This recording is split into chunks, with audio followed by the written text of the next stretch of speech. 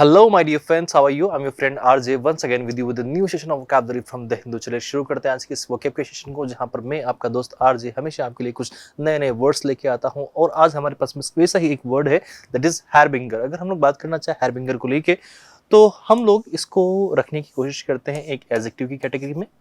आपके पास में जब बात हो रही होती है बेटा किसको लेके, एडजेक्टिव की कैटेगरी को, तो वो आपके पास में किसी न किसी ऑब्जेक्ट की, किसी क्रिएचर की, किसी पर्सन की क्वालिटी बताने का काम करते हैं। तो आपके पास में हैरबिंगर ऐसे व्यक्ति की बात करता है जो कोई भी घटना, कोई बुरी घटना अगर पहले से मतलब होने वाली है, तो उसके बारे में थोड़ा सा हमें पहले ही बता दिया जा रहा है उसके बारे में।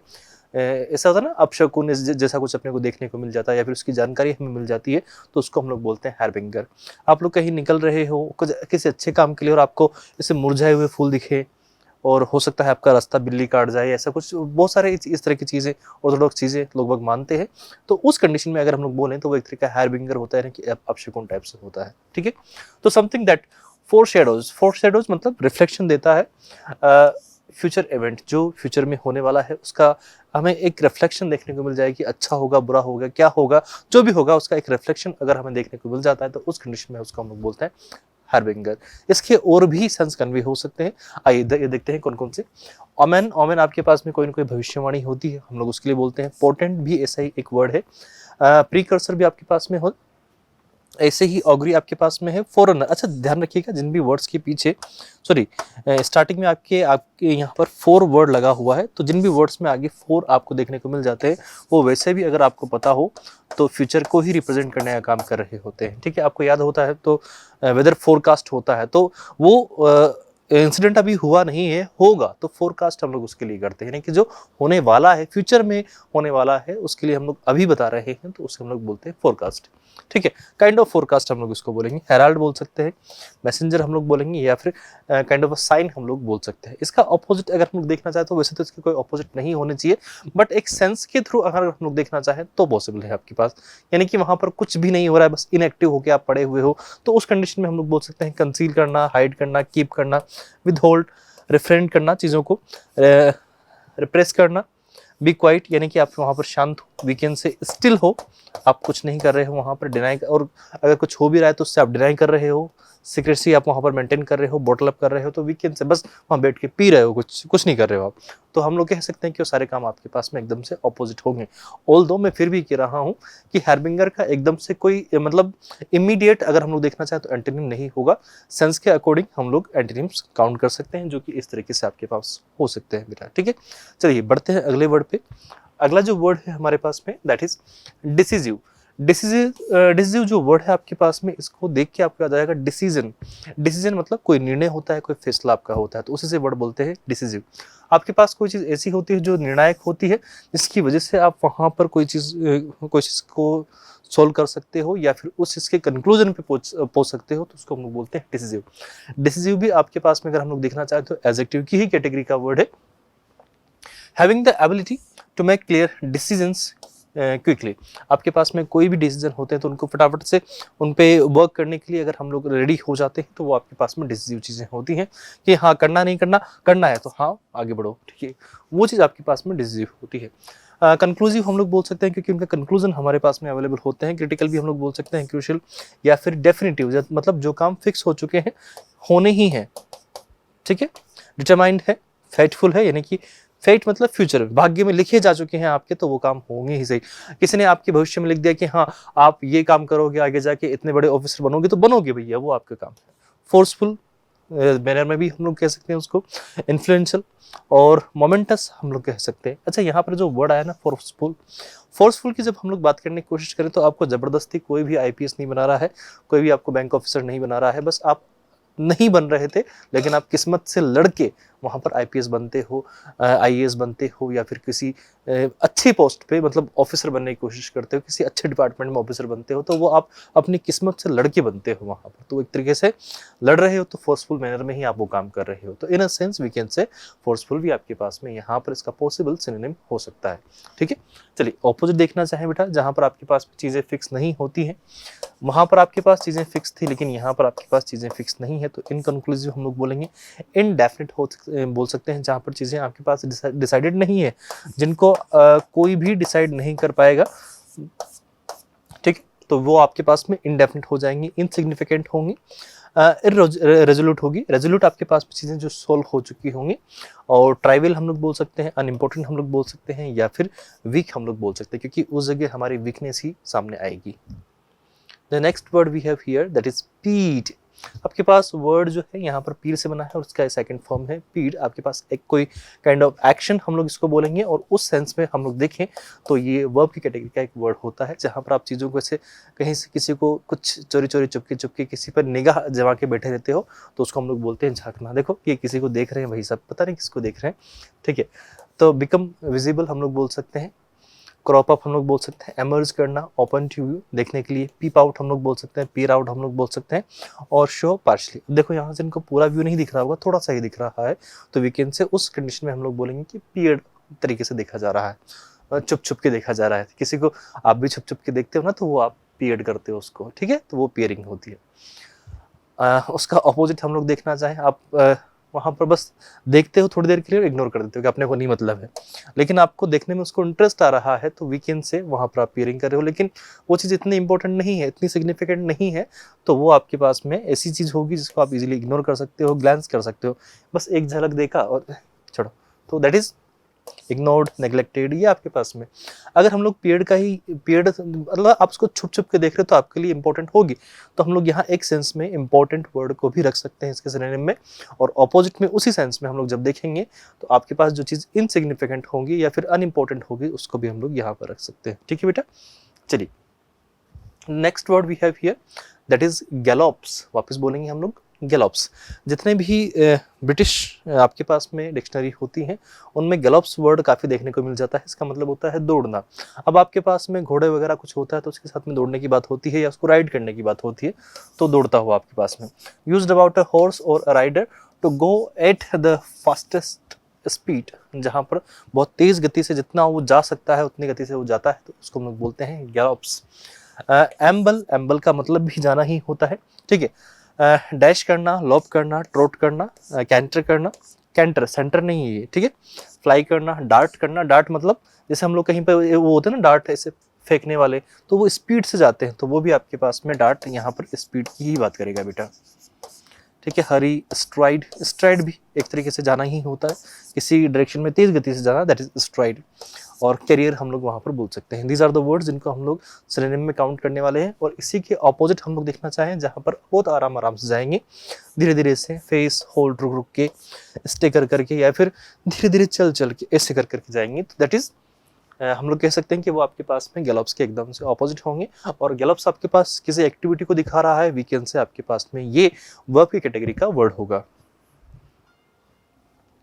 The next word we have here that is bored. Bored आपके पास में अगेन एक ओमेन ही होता है, लेकिन ये बुरी होती है, क्योंकि हम लोग कह सकते हैं कि इसके जो आउटकम होते हैं थोड़े बुरे होते हैं, तो हम लोग इसको भी अपशकुन की ही सेंस में लेने वाले हैं बेटा। भविष्यवाणी होती है, थोड़ा सा ये वाणी है ना, थोड़ा सा गलत लिखाई में आ गया, भविष्यवाणी, ठीक है। तो जो थोड़ी सी कोई चीज़ आपके सामने से बिल्ली रास्ता काट गई, अब इतना खतरनाक दिख गया, आप कोई भी बाहर नहीं जाने देगा आपको घर से, ठीक है। कहीं किसी अच्छे काम के लिए जा रहे हो, तो अब देखो वैसे तो ये सब चीज़ें ऑर्थोडॉक्स टाइप से होती है, मतलब दख्यानोसी चीज़ें हैं, बट आप मानो तो मानो, नहीं तो मत मानो, मेरा तो ये कहना है इस चीज़ को लेके। बट घर वालों का ऐसा होता है कि नहीं ऐसा हो गया तो फिर नहीं करना है, उनको कोई नहीं समझा सकता इस चीज़ को लेके, तो ठीक है अपन भी ज़्यादा इसके ऊपर डिस्कशन नहीं करें। ऑगर हम लोग बोल सकते हैं, फॉरवर्ड हम लोग बोल सकते हैं, फॉर शो हम लोग बोल सकते हैं, यानी कि चीज़ों में पहले ही बताया जा रहा है, तो वही आपके पास में जो हम लोग देख के आए थे ओमैन वगैरह, सारा कुछ इसके लिए वही सारा कुछ सिमिलर हो जाएगा।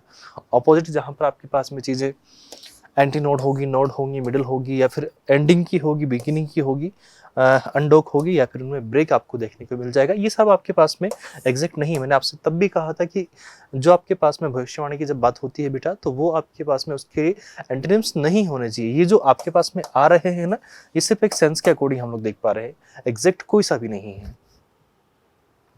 लोन, लोन आपके पास में एडजेक्टिव की कैटेगरी का वर्ड है, ठीक है। लोन मतलब होता है अकेला, ठीक है, जैसे कि ये बेचारे अकेले हैं, अकेला, ठीक है।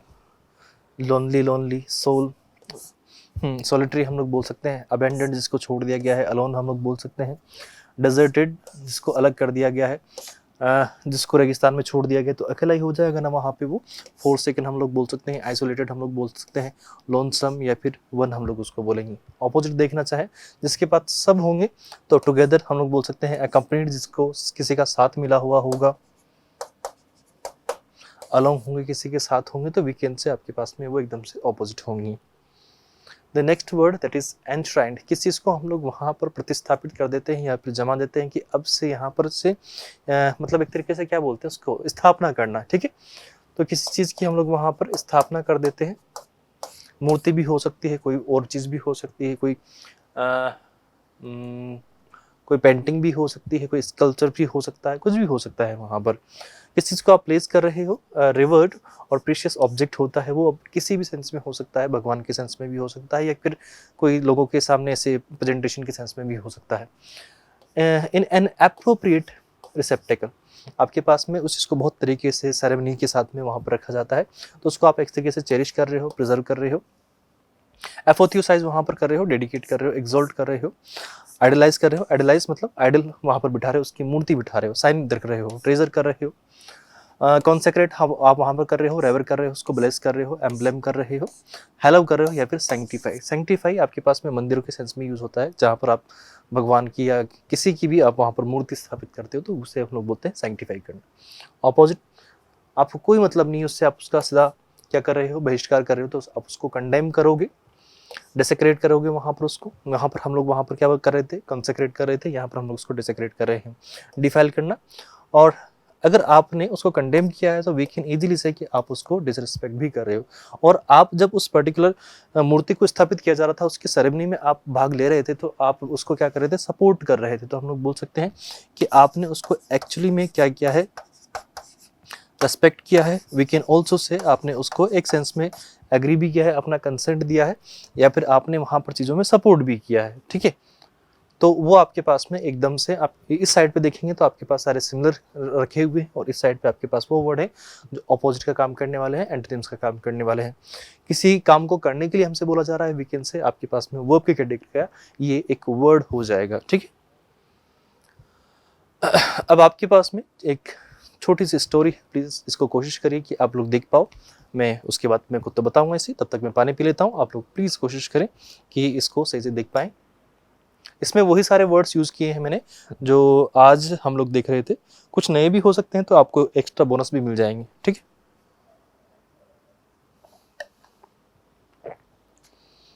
प्लीज़ एक बार देख लीजिए so that we can move. और इसके बाद में एक छोटा सा क्लोज टेस्ट भी है, कुछ छोटे छोटे क्वेश्चंस भी हैं, वो हम लोग देखेंगे।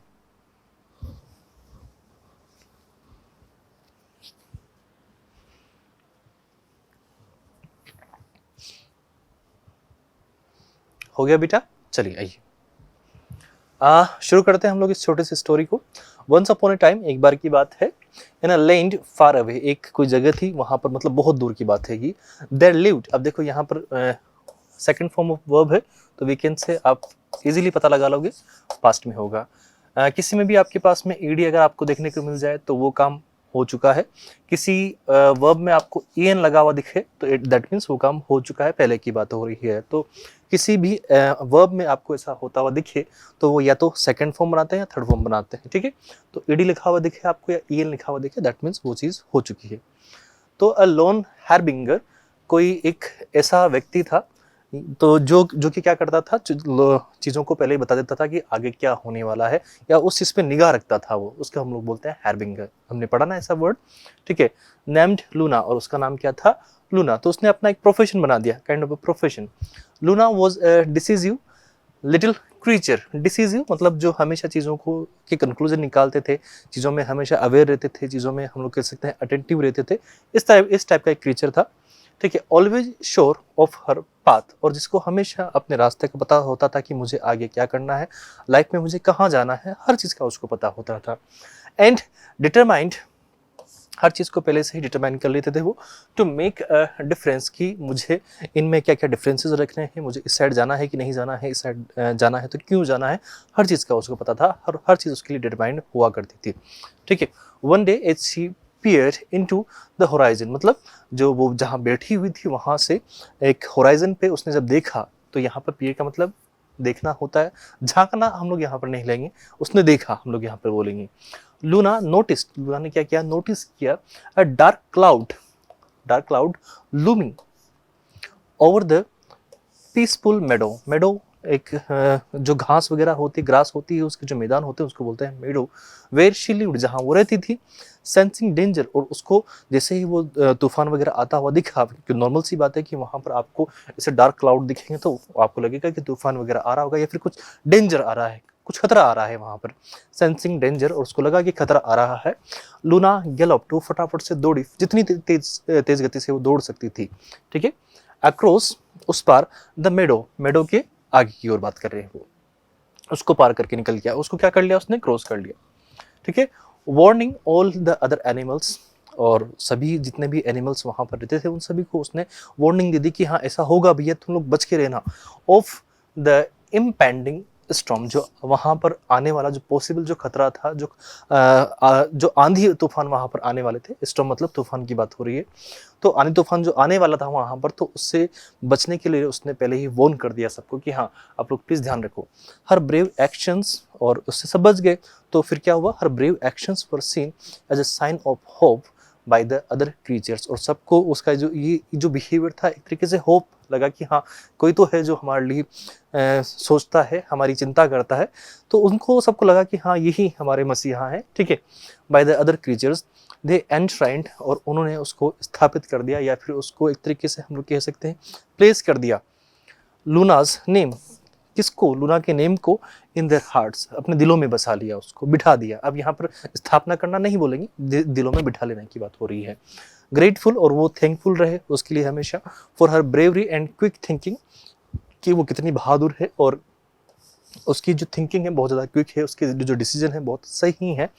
फ्रॉम दैट डे, और उस दिन से फॉरवर्ड, आगे के लिए बात हो रही है, Luna was no longer a lone harbinger, अब वो अकेली नहीं रहती थी, अब उसको सबका साथ मिल गया था, ठीक है। She had become a beloved hero, अब वो सबकी चहेती एक हीरो बन गई थी, मतलब हर कोई उसको मानता था कि हाँ ये हमारा नेतृत्व कर सकती है, इसको हम लोग फॉलो कर सकते हैं। चेरिस्ड बाई ऑल, और हर कोई उसको प्रेज करता था, हर कोई उसको प्यार करता था। बाई ऑल हु न्यू हर, जो कोई उससे जानता था, उसके इस काम को जानता था, हर कोई उसको प्रेम करता था। And when ever storm clouds gathered, और जब भी कभी भी ऐसे आंधी तूफान वाले बादल लोगों को दिखते थे, gathered on the horizon, horizon पे, लूनाज करेज, तो लोगों को लूना का जो करेज था, जो साहस था, डिटर्मिनेशन था, कंटिन्यू टू बोर्ड वेल, और उसकी वजह से उन सबको पहले ही पता पड़ जाता था कि हाँ ये बात लूना ने बताई थी कि ऐसा हो सकता है, तो हमें उस चीज़ का ध्यान रखना है। For the safety of the मेडो, वहाँ पर जो मेडो था, यानी कि जितने भी घास के मैदान थे उनकी सेफ्टी के लिए। एंड ऑल इट्स इनहेबिटेंट्स, जो जितने भी वहाँ पर निवासी रहते थे, जितने भी क्रीचर्स एनिमल्स जितने भी वहाँ पर रहते थे, उन सबकी सेफ्टी की वहाँ पर बात होती थी। और सबको लग जाता था कि हाँ अब लूना ने बताया था कि ऐसा हो सकता है, तो हम इस सिचुएशन में खुद को एक जगह अच्छे से कवर करके रखेंगे। तो ये छोटी सी आपके पास में एक स्टोरी थी। आई होप आप सभी को ये चीज़ समझ में आई होगी। चलिए अब शुरू करते हैं हम लोग हमारा क्लोज टेस्ट। क्लोज टेस्ट कहना तो ठीक नहीं होगा, हम लोग अभी फ्लड्स की ही बात कर पा रहे हैं। तो आपके पास में है the blank space crow set on the branch, वो कहाँ पर बैठ गया, एक पेड़ की ब्रांच पर बैठ गया।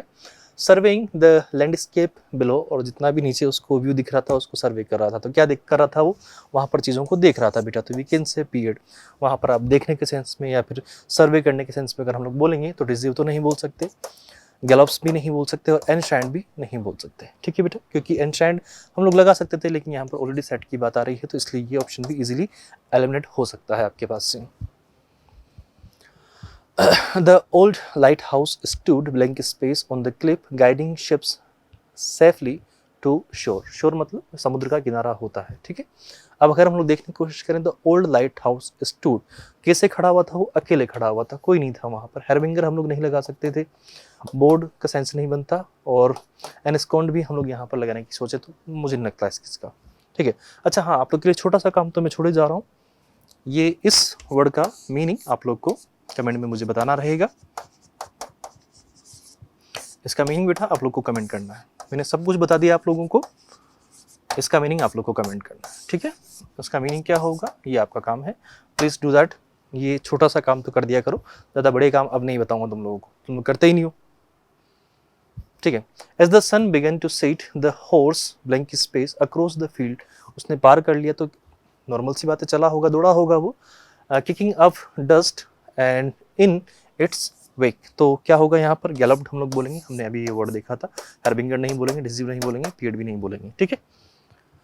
हार्बिंगर आपके पास में जो बताता है पहले इसके कि फ्यूचर में क्या होने वाला है, डिसीजिव निर्णय लेने के लिए, और पीरियड मतलब देखना, तो गैलप्ड मतलब दौड़ना होता है, तो फील्ड्स में दौड़ेगा, इससे क्या करेगा वो। द ऑमिनस, ऑमिनस भी आपके पास में कोई ऐसा अपशकुन टाइप से ही होता है, ऑमिनस मतलब जो डरावने से खतरनाक से होते हैं, जिनको देख के डर लगता है लोगों को। Cloud seems to blank space ill for the upcoming picnic, कैसे लग रहे थे लोगों को।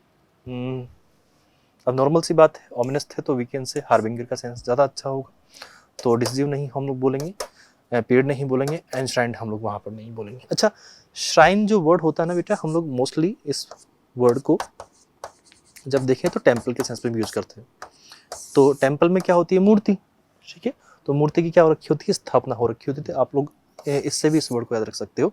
बाकी आपके पास आंसर तो यहाँ पर ये वर्ड है ही सही, ठीक है। The last question we have here, the ancient artifact was blank space in a glass case, उसको ग्लास के बॉक्स में रखा गया, केस मतलब यहाँ पर हम लोग जब बोलेंगे तो बॉक्स की बात हुई, ठीक है। Protected from damage and decay, से खराब नहीं हो जाए, तो हार्बिंगर हम लोग यहाँ पर नहीं बोलेंगे, डिसीव भी नहीं बोल सकते, पीरियड नहीं बोल सकते, एंट्रेंट हमारे पास में एक अच्छा वर्ड है, हम लोग इसको बोल सकते हैं कि हाँ उसको वहाँ पर प्लेस किया गया था, रखा गया, तो हम लोग यहाँ पर जब उस चीज़ को क्या कर रहे हैं बेटा, प्लेस कर रहे हैं, उसकी स्थापना कर रहे हैं, राइट बेटा। तो दिस इज इट, आपके पास में ये छोटे छोटे से कुछ प्यारे प्यारे से क्वेश्चंस थे, और आई होप आपको सबको समझ में आए होंगे। और जैसे जैसे ये क्वेश्चन सोल्व करें हम लोग, तो आप लोग उनको पोज कर लिया करो और देखा करो कि जो मैंने आंसर बताया वो आपके आंसर से मैच हुआ कि नहीं हुआ। क्वेश्चन जैसे ही आया है उसको एक बार देख लो कि हाँ इसके क्या क्या ऑप्शंस हैं, ये ऑप्शन है इसमें, तो उसको वहाँ पे पोज कर दिया करो आप लोग, और फिर एक बार आप अपना आंसर वहाँ पर मतलब माइंड में सेट कर लिया करो, और उसके बाद में फिर देखा करो कि जो हमने आंसर दिमाग में सोचा है वो मैच हुआ कि नहीं हुआ है, और नहीं हुआ तो क्यों नहीं हुआ, उसका रीज़न पता के क्या करो, नहीं मिले तो मेरे से पूछा करो कमेंट बॉक्स में, तो हमारी अच्छी खासी बातचीत होगी उससे, ठीक है। तो this is it for today, आज के लिए इतना ही हम लोग बात कर पाएंगे, मिलते हैं अगली क्लास में, till then tata bye, good night, have a great day, enjoy yourself, bye bye, thank you बेटा।